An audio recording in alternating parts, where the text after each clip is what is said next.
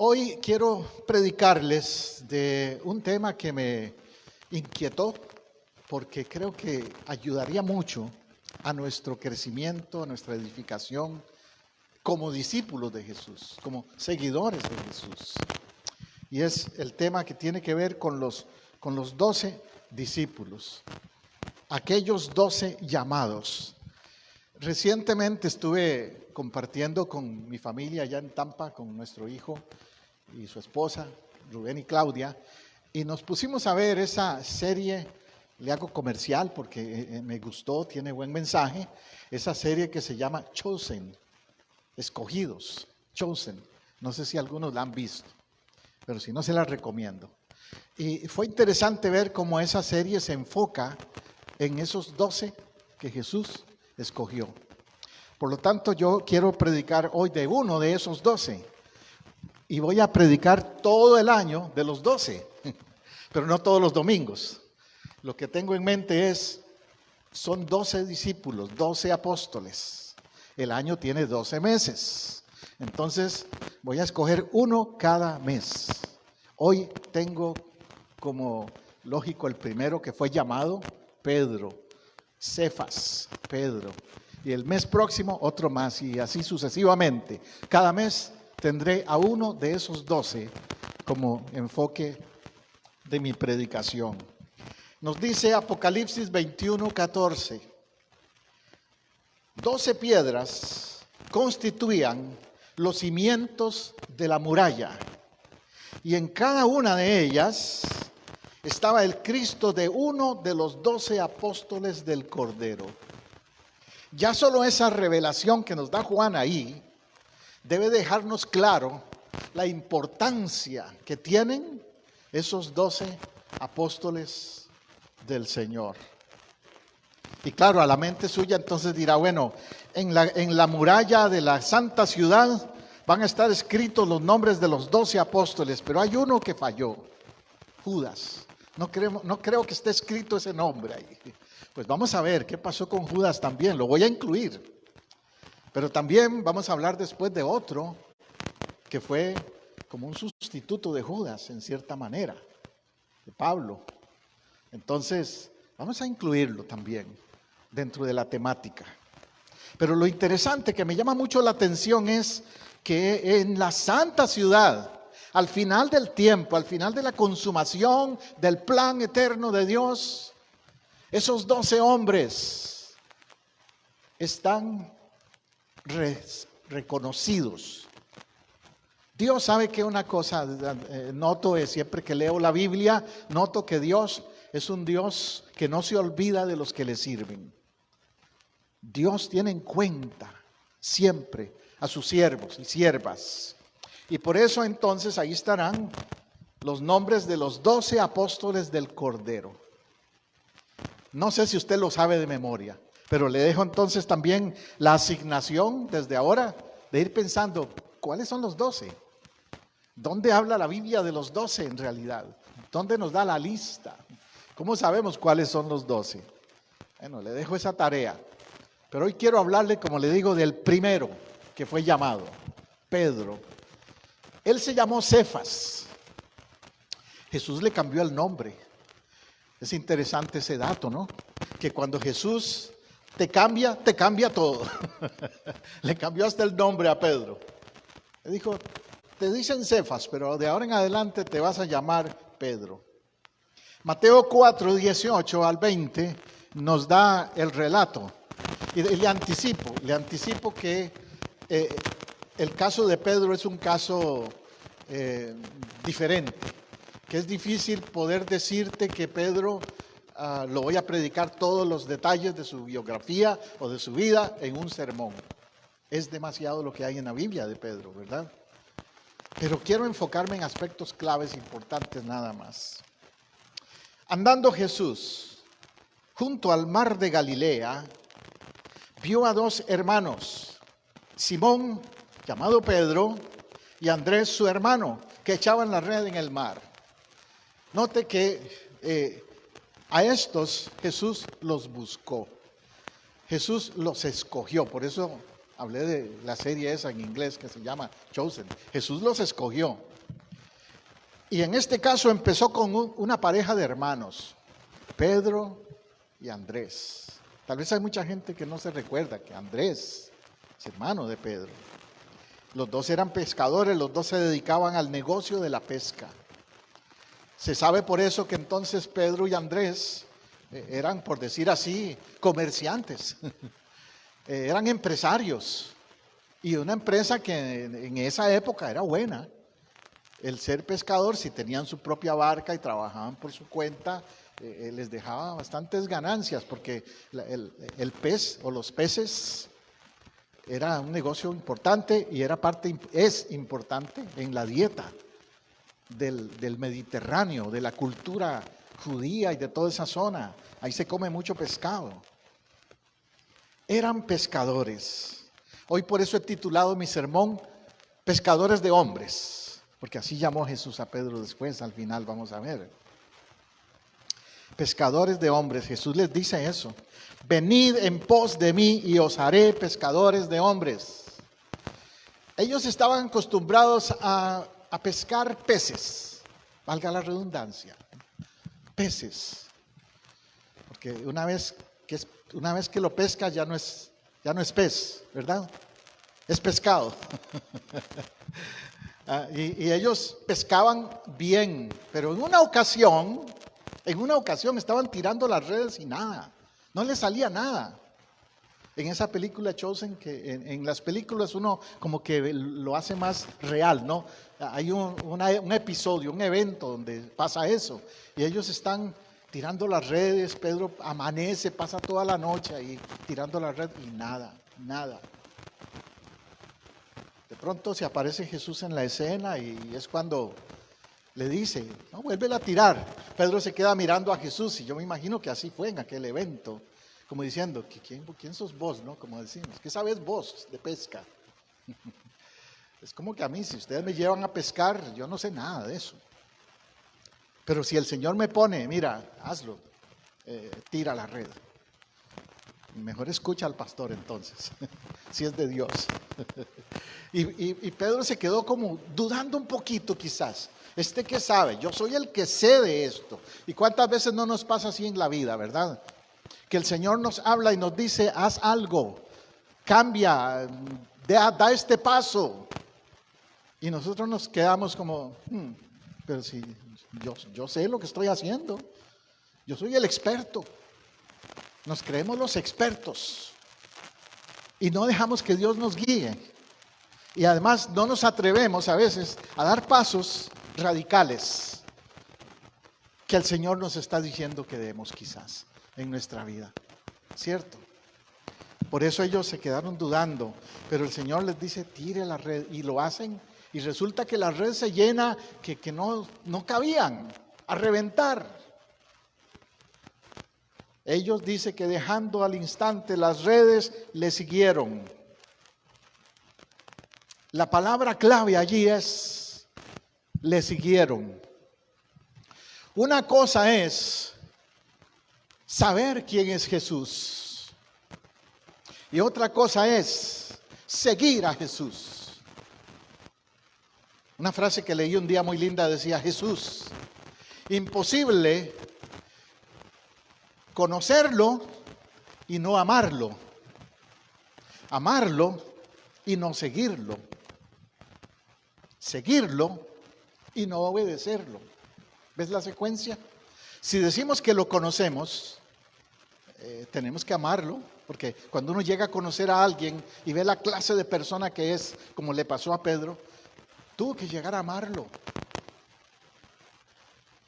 Y después, cuando empezó a entender quién es Jesús y amarlo, a seguirlo. Y si lo sigues, vas a obedecerlo. Va consecuente una cosa con la otra. Y ellos lo hicieron. Es más, nota esto, dice que al instante dejaron las redes. ¿Cuántas personas también cuando alguien les habla de Cristo, de seguir al Señor, dicen, bueno, voy a pensarlo, tal vez mañana, tal vez el año que viene, estoy muy joven? ¿Has oído eso? Pero estos dos varones, Pedro y Andrés, ¿qué hicieron? Al instante, no dudaron. ¿Cómo es tu decisión por Jesús? ¿Cómo fue tu decisión? ¿Fue instantánea? ¿Le pusiste peros al asunto o decidiste igual que los discípulos? Ellos al instante dejaron las redes. Recuerda, las redes era su modus vivendus, dicen. Era su modo de vivir, era su negocio, era su herramienta. Y las dejaron. No es fácil eso. Yo no creo que todos estemos llamados a ser pastores o predicadores, claro que no. Pero en el caso mío, hablo de mi experiencia, a mí me tocó dejar mis redes también. ¿Cuáles eran mis redes? Los instrumentos de arte, los instrumentos de dibujo.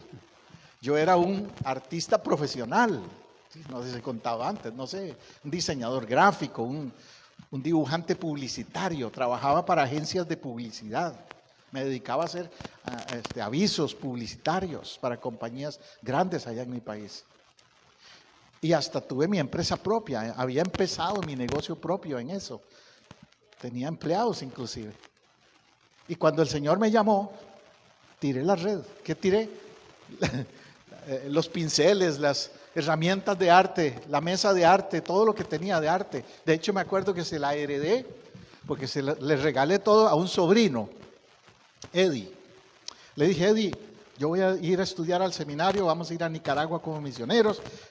Quédate tú con la mesa, con las herramientas de arte y todo eso. Las pinturas, todo eso. ¿Y sabe qué pasó? Eddie siguió la misma carrera. Eddie se graduó de una universidad de arte aquí en los Estados Unidos, en Kansas, y actualmente es profesor de arte en el Kansas City Art Institute, se llama. Ahí es profesor él. Me da orgullo eso, claro, que un sobrino mío siguió mis pasos en el área del arte. Pero no era su llamado, no era dejar las redes del arte. No, el mío sí. En mi caso sí, yo tenía que dejar la mesa de dibujo y las cosas que tenían que ver con el arte. Eso fue lo que hicieron los discípulos, Pedro y Andrés. Dejaron las redes y le siguieron. Ahora, le siguieron. Analicemos qué implica seguir a alguien. Seguirle significa estar pendiente de qué está haciendo. Hay gente hoy día que tiene seguidores en Facebook, en Instagram, en qué sé yo, en todas las redes sociales que hay por ahí. Hay gente que le dicen followers, seguidores. Yo tengo más de 4,000 en mi Facebook. Pero en realidad me siguen. Eso es un término que usa Facebook. Ojalá me siguieran. En el sentido de que busquen al Señor como yo lo busco. Que me siguieran en ese sentido, quisiera yo. Igual Jesús. Jesús no quiere que nada más simpatices con Él. Que le caigas bien a Jesús. Jesús quiere que le sigas. ¿Entiendes la diferencia? Hay muchos creyentes en Jesús, muchos simpatizantes de Jesús, pero muy pocos seguidores de Jesús. Un seguidor es uno que dice, quiero saber más de Él, aprender más de Él, estar pendiente de lo que Él dice, de lo que Él hace, de dónde anda y cuándo regresa. Todo eso. Estamos así con Jesús, pendientes de Él, de lo que Él enseñó, de lo que Él dijo. Los discípulos una vez le dijeron, Maestro, ¿a dónde moras? O sea, ¿a dónde vives? Porque querían conocer todo de Él. Todo de Él. Eso es seguirle. Seguirle es comprometerse con Él también. Y muchos necesitan hacer ese cambio radical en sus vidas. Pedro, entonces, Cefas, tenía ciertas credenciales. No solo era un pescador. Ya hablé bastante de que él era un pescador, pero preguntémonos, ¿qué otras credenciales tenía Pedro? ¿Era calificado o no? Bueno, cuando él escribe en sus cartas, dice Pedro, apóstol de Jesucristo. Vaya, ya ahí él no solo dice Pedro, pescador. Ahora dice Pedro, apóstol de Jesucristo. Él tiene claridad, identidad de su llamado. ¿Usted cómo se identifica? José, discípulo de Jesús. A mí me preguntan a veces la gente, ¿usted es cristiano? ¿Pero de qué religión? Me preguntan, ¿no? Porque hoy día tú dices cristiano y hay toda clase de cristianismo por ahí. Pero me preguntan, ¿de qué religión? Y yo siempre les digo, bueno, soy discípulo de Jesús. Para que entiendan que no estoy siguiendo a ningún otro hombre por ahí, líder, apóstol, de tantos que hay, profetas que andan por ahí. No, discípulo de Jesús. Y por la gracia de Dios, pastor. En mi caso, también, pastor. Entonces Pedro no tiene problema en identificarse, en decir, soy apóstol de Jesucristo. Fue calificado para algunos como un pescador ignorante, tal vez. Muchos decían, ¿quién es Pedro? ¿Cómo es que se dice apóstol si lo que sabe es tirar una red por ahí en el mar? Pero déjame decirte que ninguna persona que haya pasado 3 años en la escuela de Jesús puede ser considerado un ignorante. Sí, él estuvo con el mejor maestro. Si hasta maestros grandes de aquella época, como Nicodemos, buscaron a Jesús. Ahora imagínate, Pedro, que estuvo en la escuela del discipulado de Jesús 3 años. Y sí, entonces ya lo de pescador pasa a un segundo lugar. Yo tengo amigos que son pastores y tienen alguna otra profesión. Esta semana pasada estaba en un evento de pastores y algunos dijeron, yo soy pastor bivocacional. Bivocacional. ¿Qué quiere decir eso?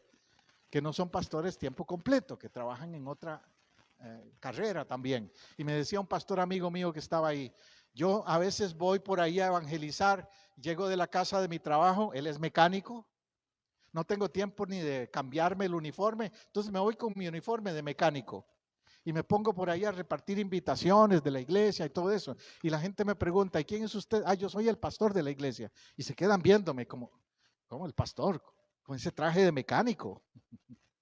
Pero él les explica, sí, es que yo soy un pastor bivocacional. Soy mecánico, pero también le sirvo al Señor como pastor. Pedro era así, era pescador, pero era apóstol. Fue llamado. Pasó la escuela del discipulado de Jesús por 3 años. Y en esos 3 años fue transformado. En esos 3 años fue tratado por Dios de una manera radical. Fueron 3 años intensos, esos 3 años. No sé si será por eso que los que vamos al seminario siempre nos ponen en programas de 3 años. Porque cuando yo fui a hacer mi maestría en divinidades, el programa era de 3 años. Hace poco empecé el de doctorado, 3 años. ¿Será que toman de ahí ese modelo? Bueno, ¿qué más puedo decirles de Pedro para tener un perfil biográfico de Pedro? Bueno, podría decir muchas cosas, pero me llamó la atención, número 1, su profesión, pescador. Número 2, casado. Casado. ¿Cómo sabemos que Pedro era casado? Porque Jesús sanó a su suegra. Lo encuentras en Mateo 8:14. Que Jesús sanó a su suegra. Estaba con fiebre, estaba muy enferma ella, y Jesús fue y la visitó y sanó a su suegra. También sabemos que era originario de Betsaida, Juan 1:44. Eso nos habla entonces de su pueblo. ¿De qué barrio era? Como cuando a veces nos preguntan, yo le digo a alguien, yo soy de Costa Rica. Ah, sí, vos sos de Costa Rica, sí. ¿Y de qué parte? Entonces uno dice, yo soy, en mi caso yo digo, yo soy de Guadalupe o de Heredia, zonas donde estuve. ¿Vos de dónde? De Bayamón. De Chihuahua, ¿dónde es? Tamaulipas, ¿verdad? Ustedes por allá. Chihuahua. Entonces uno se identifica también por su pueblo natal. Pedro era un personaje real. Lo conocían en el barrio de Betsaida. Pero vivió en Capernaum también. Marcos 1:29, hay un dato que indica que él vivió en Capernaum. Cuando usted vaya a Israel, a un tour, a visitar Israel, que espero que nos acompañen en el año 24, si Dios nos da vida, mi esposa y yo vamos a ir a Israel en el 24. Y ahí te llevan, a Israel, te llevan a Capernaum, a la casa de Pedro, porque los arqueólogos han encontrado esa casa y es uno de los sitios interesantes para visitar. Cuando Jesús llegó a la casa de Pedro, la suegra estaba en cama, Jesús la sanó. ¿Qué otra cualidad sabemos de Pedro? Pedro era líder de grupo. Pedro no era el hombre pasivo que se sienta atrás y que nadie sabe si está ahí o no está ahí. No, Pedro no era ese. Pedro era más bien hablantín, espontáneo, se notaba su presencia. ¿Usted conoce gente así? Que cuando entran o llegan a un lugar se nota que llegaron por su forma de hablar, sus sonrisas, su modo, todo. Así era Pedro, una buena cualidad. Y entonces era un líder.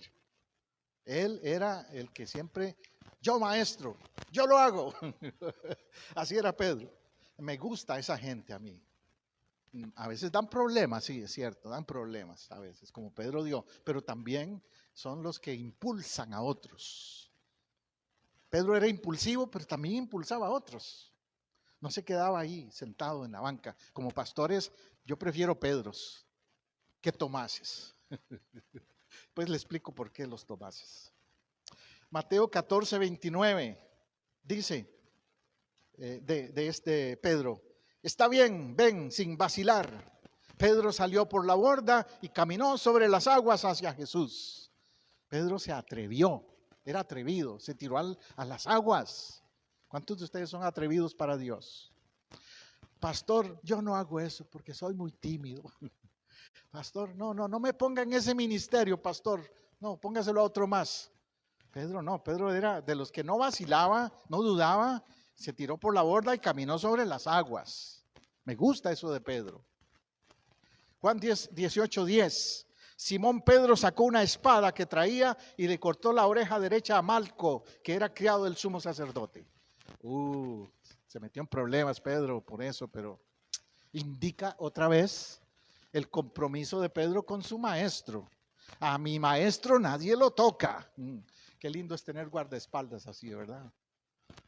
En las iglesias a veces hay pastores que tienen hermanos a los que le llaman escuderos. Yo no sé si alguno de ustedes ahorita aquí se considera mi escudero, pero hay iglesias muy grandes donde a veces los pastores tienen 2 o 3 por ahí que los ponen el ojo si alguien les quiere hacer daño. Le llaman escuderos. O que hablan mal de él, o algo, los protegen. Son gente que les ayudan y los protegen. Pedro era escudero de Jesús, sin duda. Y cuando vinieron a arrestarlo, sacó una espada. Note, Pedro andaba armado. Era discípulo, pero andaba armado. ¿Qué me dice eso de Pedro? No solo era pescador, era un hombre también de batalla, andaba armado. Estaba listo para lo que fuera, ¿cierto? Hoy día las iglesias cristianas a veces tienen gente en las iglesias que andan armados. ¿Usted sabía eso? Con permiso, armas con permiso, ok, por supuesto. Pero se han dado muchos incidentes de ataques en las iglesias. En los últimos años han entrado hombres a hacer daño, han matado gente en las iglesias. Entonces ahora algunas iglesias tienen asignados a unos líderes de la iglesia que tengan permiso de andar armas y andan armados. Bueno, aquí en la iglesia Calvary hay un hermano que se llama Andy, que es sheriff del condado Orange, de aquí del condado, sheriff. Y él anda su arma, él viene aquí al culto de Calvary con su arma, por lo mismo. Pero en el caso de Pedro el problema no era solamente que anduviera armado, era que era impulsivo. Los que le dan permiso a los que usan armas les dicen, tienes que llevar un curso y saber cuándo usarla, porque te puedes meter en problemas si la usas mal, ¿cierto? Y Pedro, ese fue el problema. Este Malco fue víctima, fue la víctima de Pedro en esa ocasión. ¿Qué más te puedo decir de Pedro? Pedro tenía una relación cercana con Jesús. Jesús tenía 12, sí, Pero es interesante notar que había un trío cercano con Jesús. Habían tres que eran los más cercanos con Jesús. Y de ese trío se destacaba Pedro, ¿cierto? Es lo que se llama el círculo íntimo, junto con Jacobo y Juan. Pedro, Jacobo y Juan, era el círculo. No es que Jesús tuviera preferencias, los pastores tampoco tenemos preferencias, pero hay personas que se acercan más a uno que otros, que lo buscan a uno como pastor, y en el caso de Jesús también. Pedro, Juan y Jacobo lo buscaban, no lo soltaban, no estaban lejos de él nunca. Los demás andaban a veces en otras cosas, pero ellos estaban ahí con él. Como pastor yo aprecio eso, la gente que es así. Como pastores, mi esposa y yo nos agradecemos a esos que son como Jacobo, como Juan, como Pedro, que tienen esa relación cercana. Y entonces es interesante que solo esos tres estaban presentes cuando Jesús resucitó a la hija de Jairo, Marcos 5:37. O sea que también ellos fueron testigos de eventos que nadie más fue testigo. Ellos fueron testigos. Cuando Jesús se transfiguró en el monte, Mateo 17:1, también. Ahí encontramos de nuevo al trío en ese evento tan importante donde vieron a Elías en el monte de la transfiguración. No, ¿usted cree que fue casualidad eso? No, no fue casualidad. El Señor sabía que Él necesitaba testigos de esos eventos, de esos milagros, y los 12 vieron muchas cosas, pero estos tres fueron testigos de eventos muy portentosos, grandiosos en la vida de Jesús.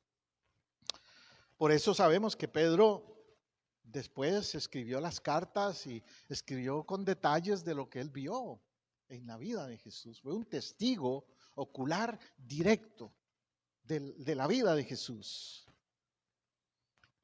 A Pedro también se le dio la tarea especial de preparar la última cena, Lucas 22:8, que no voy a leer las citas por el tiempo, que como te digo no nos da en una predicación, pero te lo menciono.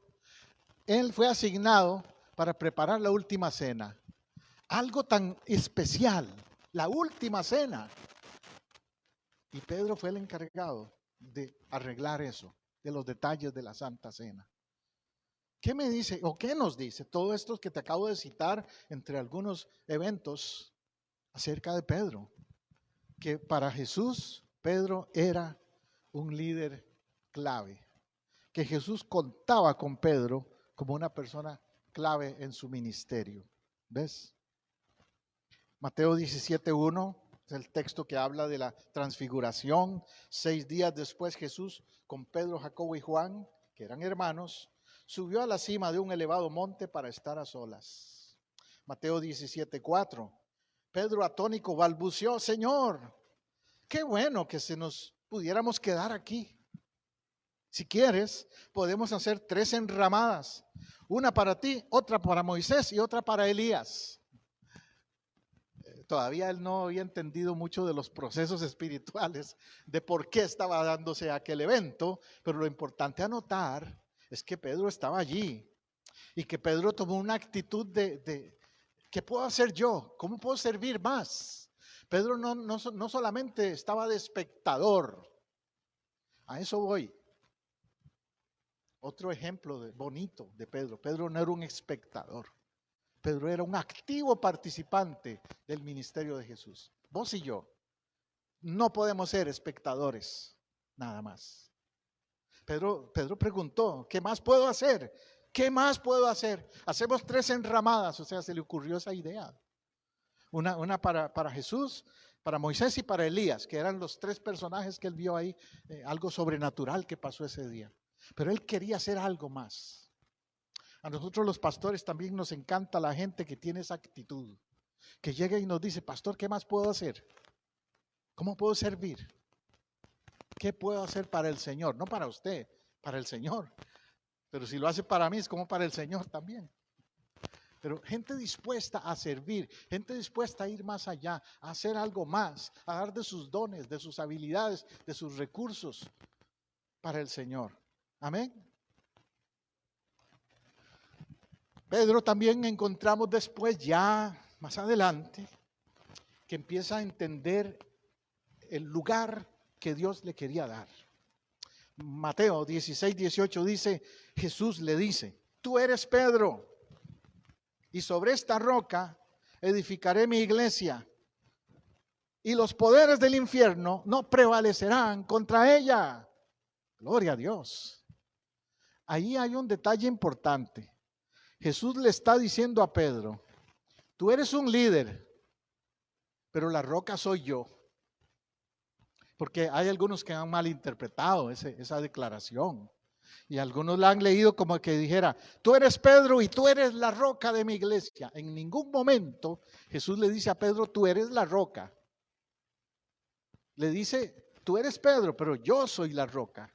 La iglesia está edificada en Jesús, no en Pedro. Ese ha sido el problema de muchos falsos maestros, falsos predicadores por ahí, que han fundado iglesias en su fundamento propio, en su liderazgo, no en el de Jesús. Siempre que escuches o veas a alguien actuando como que ellos son la roca de una iglesia, sal corriendo de ahí, porque eso no es de Dios. La roca es Cristo. Y sobre esta roca, dice, edificaré mi iglesia. Y declaración poderosa esa, los poderes del infierno no prevalecerán contra ella. Por eso yo siempre he dicho, la iglesia nadie la va a hacer fracasar, la iglesia de Cristo. Podrán fracasar organizaciones si se desvían del plan de Dios, pero la iglesia es de Cristo. Y Él la guarda y Él la protege. Y los poderes del infierno no podrán contra ella. Los poderes del infierno trabajan contra la iglesia, sí. Utilizan artimañas para tratar de destruir las iglesias del Señor. Carnalidades, malos testimonios, chismes, calumnias. Todo eso son instrumentos, estrategias del enemigo para tratar de destruir la iglesia. Pero no pueden, no pueden. Las puertas del infierno no prevalecerán contra ella. Si es la iglesia de Cristo, si se le está dando a Cristo el lugar como roca en esa iglesia. Entonces, Pedro es interesantísimo su personaje. Hay un antes y hay un después en la vida de Pedro, como en su vida y la mía, que hay un antes y un después, ¿verdad? Lucas 22:31 dice, dijo también el Señor, Simón, Simón, he aquí Satanás os ha pedido para zarandearos como a trigo, pero yo he rogado por ti que no te falte tu fe. Y tú, una vez convertido, afirma a tus hermanos. Ese pasaje, yo cuando lo leí la primera vez, me dejó pensando, ¿cómo es eso?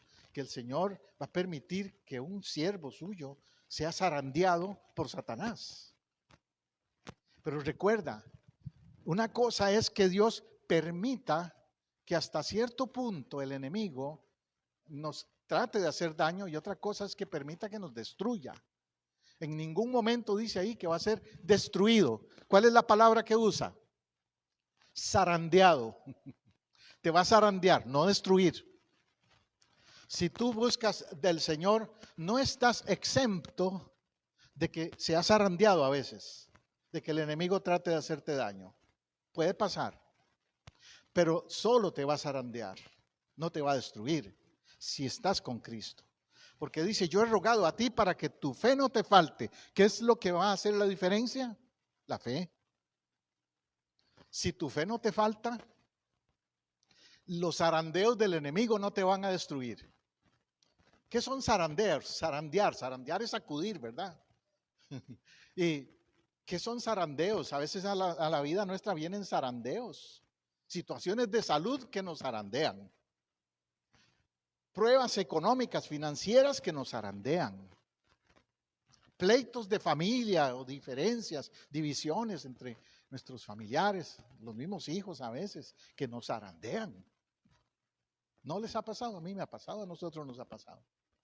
Pero dice que tu fe no te falte. Mi amado, mi amada, en esta mañana, que tu fe no te falte cuando estés siendo zarandeado por cualquier circunstancia. Y dice, ¿y tú? Una vez convertido, confirma a tus hermanos. Me llama la atención que Pedro hasta ese momento no se había convertido. ¿Sabe eso? Pedro había dejado las redes y sí estaba en proceso de ser el apóstol, claro, pero le faltaba todavía una etapa en su conversión. Le faltaba ser más radical en su conversión. Por eso negó a Jesús, por eso no estuvo en la cruz, por eso pasaron cosas también que evidencian que no se había convertido 100% todavía Pedro. Ese zarandeo era necesario para que él viniera a ese nivel de conversión. Porque una cosa es ser convencido y otra es ser convertido. Lamentablemente, aún en las iglesias nuestras cristianas hay muchos convencidos, pero pocos convertidos. Porque la conversión es cuando tú dices, Dios, el Señor Jesús, es el número uno en mi vida. No hay nadie más encima o adelante de Él. Pero hay personas que está encima o por encima de Jesús su pareja.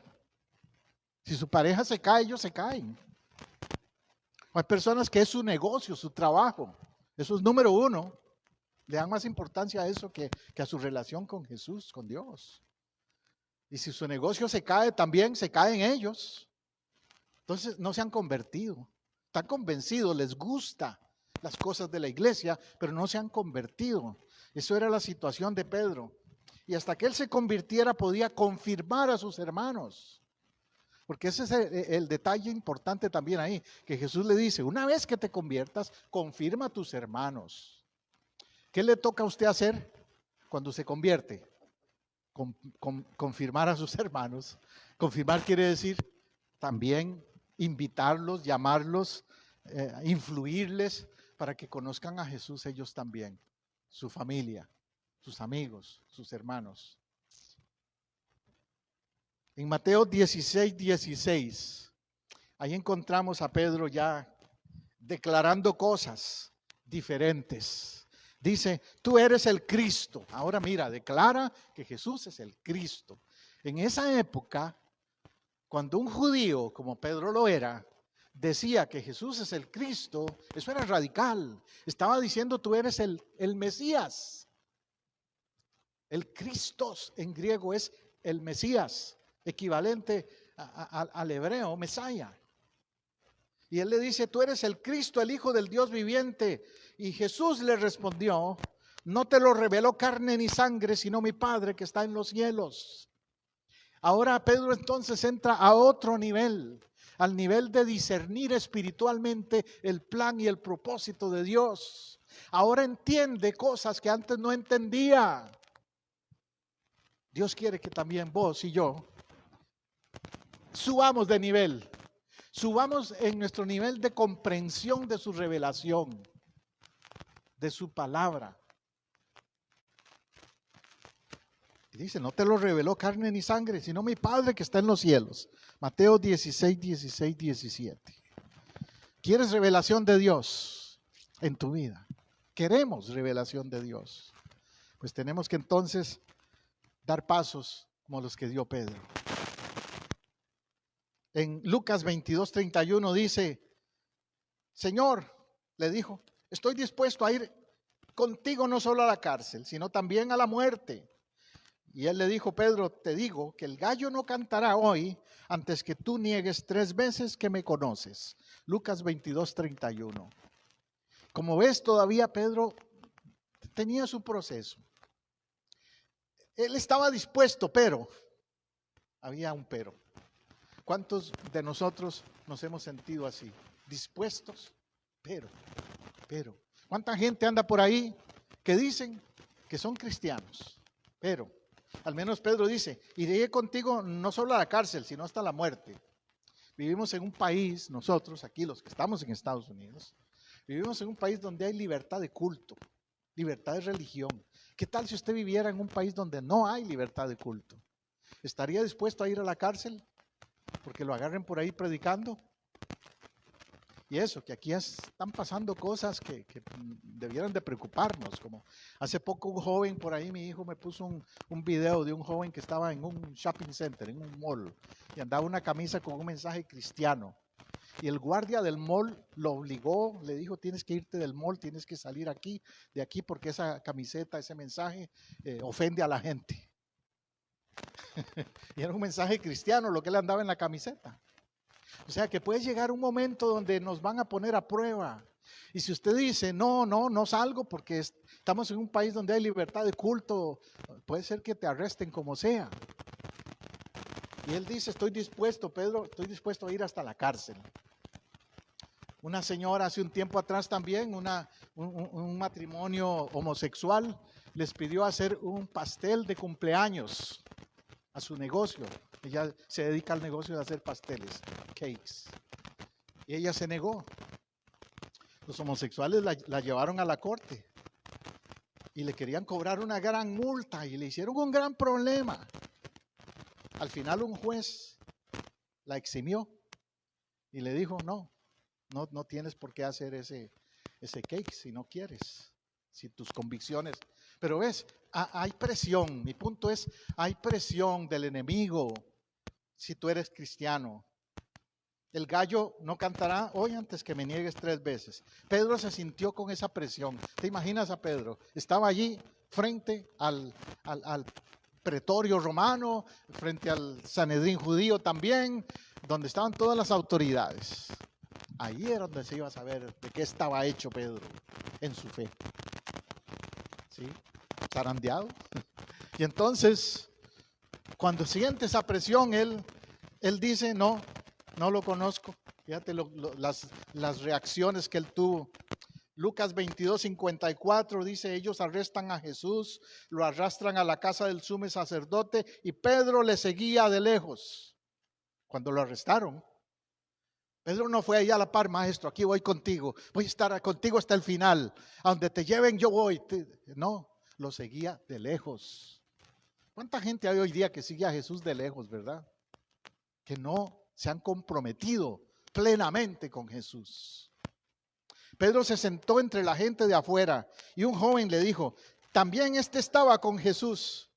O sea, lo marcaron, lo señalaron. Estaba con Jesús. Y Pedro contestó, no lo conozco. Después de un rato, el hombre dijo que era uno de los seguidores de Jesús y Pedro dijo, hombre, no lo soy. Empezó con esas reacciones de negación. Después de una hora, otra tercera persona señaló a Pedro y dijo, estaba con él. Y Pedro dijo, hombre, no sé lo que dices. Mientras Pedro aún hablaba, el gallo cantó. O sea, 3 personas, 3 momentos, donde tuvo la oportunidad de ser valiente en su fe y no lo fue zarandeado. Tuvo cobardía espiritual. ¿Cuánta gente hay hoy día con cobardía espiritual? Que si el jefe, el supervisor en su trabajo se burla de las cosas de Dios, no dicen nada para no meterse en problemas con el jefe. Cobardía espiritual. O como el muchacho que lo pararon ahí en el mall por la camiseta que andaba. Sí, señor, ya mismo me salgo de aquí del mall. No, yo no. A mí me hubieran tenido que arrestar, créame. Porque uno tiene que saber si sigue o no sigue a Jesús de corazón. No lo conozco, no sé quién es. Cuando 3 veces le confrontaron a Pedro. Claro, sabemos que Pedro era como vos y yo, humano. Y podemos fallar. No podemos negar que nosotros mismos en otras maneras hemos negado al Señor. En otros momentos. No solo Pedro. Tal vez con familiares, sí. Como le digo, en el trabajo, con amigos. No hemos tenido la valentía de decir, no, yo soy diferente. A mí no me envuelvan en eso. Entonces Pedro tiene que llegar a un momento de plena conversión. Lucas 22:62 dice, y Pedro saliendo afuera lloró amargamente. ¿Qué indica eso? quebrantamiento. ¿Sabes? Cuando hay conversión hay quebrantamiento. No es nada más, ay sí, lo siento mucho, discúlpame. No, hay quebrantamiento. Ahora, por fin Pedro está bajo la convicción de pecado. No hay esperanza de tener una conversión verdadera si no hay esa convicción de pecado que Pedro tuvo. La palabra de Dios nos dice que el Espíritu Santo nos convence de juicio. El Espíritu Santo es quien nos da convicción de pecado. Yo he hablado con personas del Evangelio y me han dicho, usted a mí no me va a convencer. Y siempre les contesto, no, ni me interesa convencerte. Si te convenzo yo, pobre de ti. Pero el que te va a convencer es el Espíritu Santo. El Espíritu Santo no te va a dejar tranquilo, porque Él es el que da convicción de pecado. Puedes ocultarlo ante quien quieras. Uno puede vivir ocultando el pecado, pero el Espíritu Santo te va a dar convicción de pecado donde estés haciéndolo. Pedro salió afuera y lloró amargamente. Lloró porque tenía convicción de pecado. Esa fue su conversión. Ahora quiero concluir con esa frase entonces. Ojalá puedas llorar hoy si lo necesitas. Pero por lo menos espero que este testimonio de Pedro te ayude a pensar también en los pasos que hay que dar. Ya en Hechos 2 encontramos el cambio de Pedro. Lo que en griego se llama metanoia. Metanoia es arrepentimiento en griego. Y ahí notamos cómo Pedro habla de eso porque ya él lo vivió. Dice Hechos 2:14, Pedro se dirige a la multitud, se puso en pie con los apóstoles y les dijo, escúchenme bien, judíos y residentes de Jerusalén. Ahora le habla a todos sin temor. Hechos 2:38 les dice, arrepiéntanse. Porque le preguntaron, ¿qué haremos? Y él responde, arrepiéntanse, metanoia, cambien. No dice, aplaudan o reconozcan algo de la religión cristiana. No, arrepiéntanse. Bautícese en el nombre de Jesucristo para que Dios les perdone sus pecados y recibirán el don del Espíritu Santo. ¡Wow! ¡Qué poderoso eso! Note, tome nota. Si se arrepiente, hay perdón. Y si hay perdón, hay llenura del Espíritu Santo. ¿Ves qué tremendo? Yo podría predicarte un sermón solo de eso. De esos tres, que te dijera, tres consecuencias del arrepentimiento. Y entonces ya en Hechos 3, 6 al 7, Pedro lo encontramos ahora pescando hombres, como Jesús le dijo, vas a ser pescador de hombres, haciendo la obra del Señor ahora. Y está ahí frente a un caso de un hombre que estaba paralítico en la puerta de un templo, en la entrada de un templo, una puerta que se llamaba La Hermosa. Y ahí este hombre empieza a pedir, dame algo, pedía limosnas, pedía dinero a la gente. Y Pedro le dice, no tengo dinero que darte. Hechos 3, 6, 7 dice, no tengo dinero que darte, pero te daré lo que tengo. En el nombre de Jesucristo de Nazaret, levántate y camina. ¿Qué tienes tú? ¿Qué tengo yo? ¿Qué tenemos, iglesia? Tal vez no tenemos dinero, pero tenemos al poderoso de Nazaret. Ese mismo Jesús de Nazaret, lo tenés vos, lo tengo yo, lo tenemos los que seguimos a Jesús. Y si nos damos cuenta de alguien que tiene una necesidad espiritual o material, a veces, podemos decirle, tal vez no tengo dinero, pero lo que tengo te doy en el nombre de Jesucristo, levántate y camina. En aquel caso era un paralítico físico, pero a veces nos encontramos con personas que están paralíticos espirituales y que también podemos decirle, levanta tu vida, cambia tu vida. En el nombre de Jesucristo puedes cambiar tu vida. Eso nos demuestra el cambio de Pedro, el pescador de hombres. Entonces Pedro lo tomó de la mano y lo levantó, y al instante los pies y los tobillos se le fortalecieron. Qué poderoso eso, poderoso. El Pedro dudoso, el Pedro que negó a Jesús, ahora lo vemos actuando con seguridad, con convicción, con autoridad. Y vos y yo estamos llamados a ser igual que él en eso. Concluyendo, podemos decir que Pedro alcanzó la fe preciosa. Segunda de Pedro 1:1 es un versículo que me encanta también. Dice, fíjate, es Pedro hablando, es la carta de Pedro ahora. Y dice, Simón Pedro, siervo y apóstol de Jesucristo, a los que por la justicia de nuestro Dios y Salvador de Jesucristo han alcanzado, subrayo, alcanzado una fe tan preciosa como la nuestra. ¿Usted valora su fe? Dice que es una fe preciosa. Dice que es una fe preciosa y que la has alcanzado. Hay un himno famoso en inglés que en su letra dice, alcancé salvación, alcancé salvación. Lo escribió un hombre que estaba a punto de morir. Y todos nosotros tenemos que valorar esa salvación, cuidar esa salvación. Pedro ahora como apóstol les dice a los creyentes precisamente eso. Valoren algo que yo encontré también.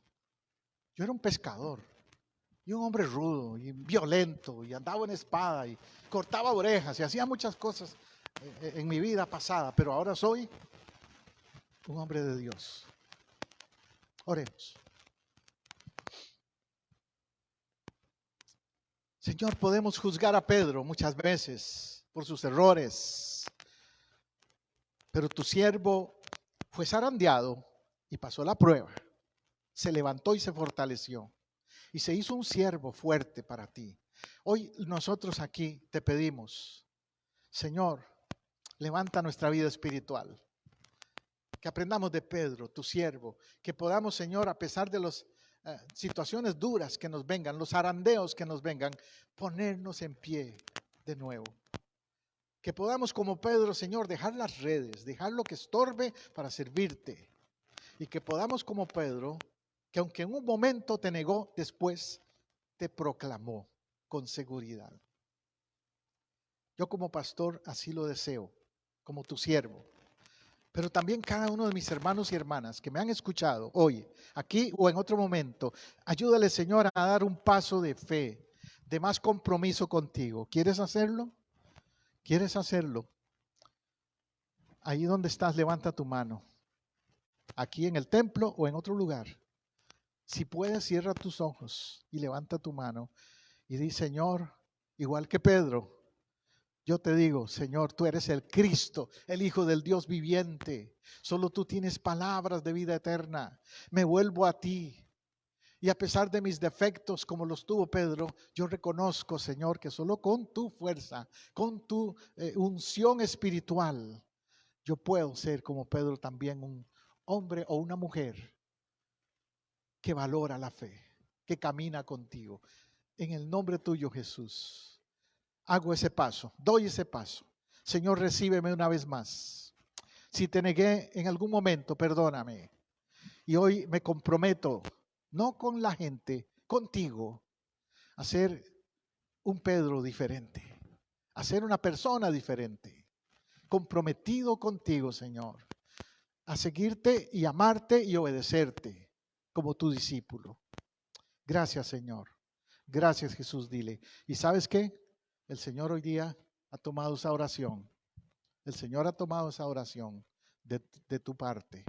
Y si usted me ha escuchado, me ha visto en otro momento, también esa oración para usted vale mucho. Dios la ha tomado en cuenta.